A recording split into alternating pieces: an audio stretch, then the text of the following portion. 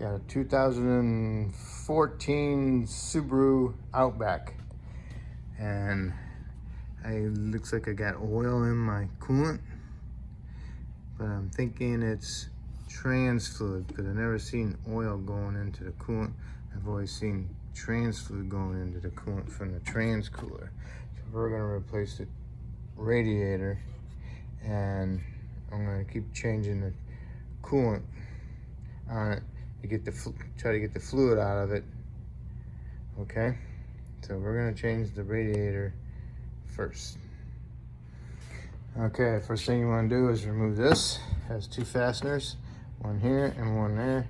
Pull them up with your door panel tool, get that up out of the way, and then you'll want to remove this piece so you can gain access to your upper radiator supports that hold it in. So you want to remove this piece. So you already remove these two right here. So you need to remove these two and these over here. That one, that one, that one, that one, that one. That allows this thing to get more flexible. And then you want to remove this section here. Pull it out. Okay. What you do is you want to pick it up and you can pull it out with two hands. Lift up on this and pull it out. And there it is. Okay. Pull it out and watch out for around the hood latch. And now you can get to those brackets. Okay. Next you want to do is remove your upper hose. You're going to lose some coolant, so you want to catch it. If you can get to the lower hose, you can undo that one and drop the coolant. That'd be great. And you also want to remove your reservoir and your fans. Okay, upper radiator hose out of the way. Can't get to the lower radiator hose clamps because the fan's in the way. So we'll see how it goes from there.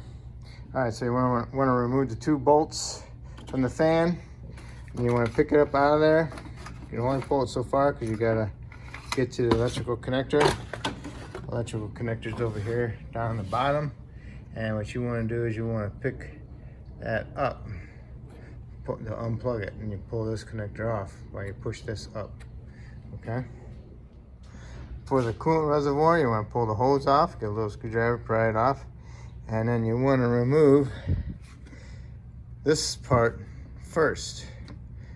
But you don't want to pry on this. You want to push on this part. The black piece right here, because it acts like a little spring. So when you push it in, it goes like that, and it releases this from this little plastic stud right here. And then once you get it off of there, then you can pull the whole thing out from over here, and then you can pull the whole thing up. Okay. Next, you want to remove the two bolts from the top of the radiator, and you can lift it up, but you're not going to be able to pull it all the way out. You got those two trans lines right there, hoses, go inside here, so you need to pull them out. And then you got your connector down here in the bottom. You can get to that. And don't forget, you got to push that little tab up out that connector so you can pull it out. And then you can just get this thing out of the way. And it looks pretty clean from here. So you got your two lines down the bottom, and you got your little radiator hose and your hold downs. I had to remove this one so I can get access to that nut that was in there that snapped off, cracked my radiator. So I'm getting a new radiator anyway. So anyway, I had to use a screwdriver to pry that open and get it out of there. All right, so next we're gonna do is go down and do the trans lines. Get a pan under those because you're gonna lose fluid, and then we'll work on that hose. If you're having a hard time getting that hose off, I got my hose clamp pliers on there. I stick a small screwdriver inside there, and then I spray it down with some penetrant, and then I'll work my screwdriver on, and then that'll help break it loose. You know, from the hose from the metal pipe on the radiator. Okay, I got one hose off, And I'm working on the other hose. I got the clamp off of there. Now I'm pushing the screwdriver in there and spray with some penetrant, and I'll twist my screwdriver around to break the seal. Also, just be careful. Do not lean on that because there's nothing to support it and you'll crack it. Okay, so don't lean on that. Okay, I got both trans lines off, and I had to pick the radiator up a little bit so I can get my hose clamp tool underneath it and get a good bite on the clamp. So I got it, and I removed the clamp, and then I worked the hose off, and now I drained it, and now I can pull out my radiator. Okay, got the new radiator.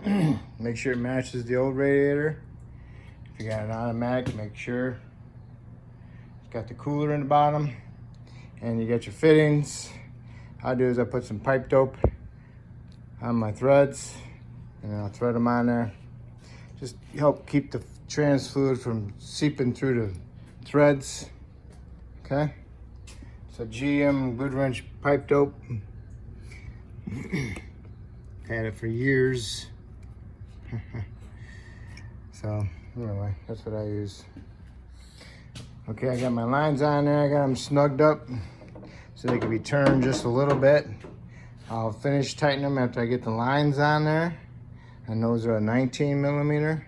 So when I get the lines on there, they'll be at the right angle for it, and then I'll tighten them up. Now what you want to do is you want to put your radiator in. Line up your little dowels with the holes in the rubber down below. See the mount?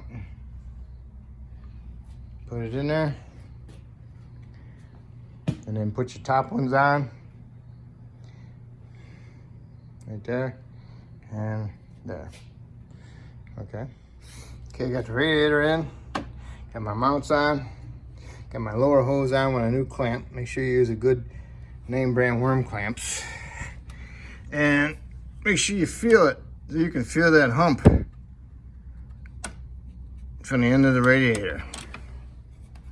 This hump I'm talking about. Same thing for the trans lines. Make sure you can feel that hump. Make sure you don't have the clamp on the hump, just right past the hump. Okay? Do that in both of them, so you feel that hump right there. It's just right there the hump is. So this is squeezing right here. This is where right here is where the clamp is. Okay, you don't want to be on it or here. You want to be right here. If you have it too far over here, then you might possibly get a seepage past this. You want it actually right along the edge of the hump. Okay, when you tighten them up, you want to push that line down a little bit. So when you're on your final torque of it, as you turn it, it comes up and it's straight where you want it. Okay, if it ain't straight where you want it, loosen it back up, push it down a little farther, and then tighten it up, and it comes out to where you want it to be. So make it happen. All right. Okay, so this is in there. You got the hose for the trans line pushed into that little holder in the bottom. Now we can put on our fans, put them down in there, plug them in, and then don't forget to tuck in your fans on this, your trans lines on this fan that's down there at the bottom of it, right here. Where they at? Right there. They go in that. Okay. Okay, I got that radiator in. When you're putting the radiator in, make sure you get these little pins stuck in the holes in the bottom of the radiator. See them right here? One there and one there. Put your hand down there and feel them and make sure it all lines up. Put your bolts in there. Make sure you plug it in, and then when you get it tight, you can put your trans screw lines in that little groove. Okay, now I'm gonna put this one in. I'm gonna plug it in, and I'm gonna line up my two little pins at the bottom, and then I'll put my bolts in and tighten them up. Okay, our coolant reservoir, clean it out best you can, or buy a new one. And at the bottom there's another alignment pin.